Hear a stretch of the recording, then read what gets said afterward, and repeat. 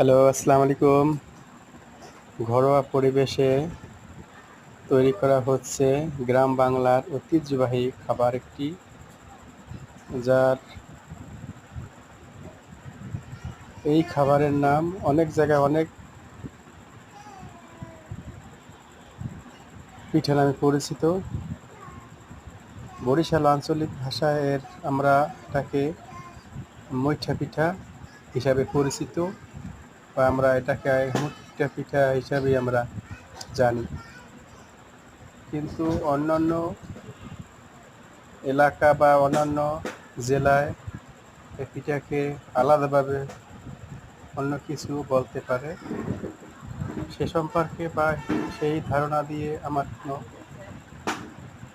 ইচ্ছে নাই, আমি জানিও না কোন জেলা কি এই পিঠা কীভাবে তারা মূল্যায়ন করে।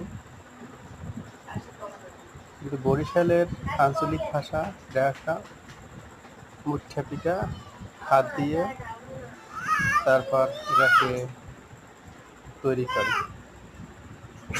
যাই হোক, ধারাভাষ্য যে দিয়েছেন তার কথা যদি ভুল ত্রুটি থেকে থাকে আমার দৃষ্টি দেখবেন। ধন্যবাদ।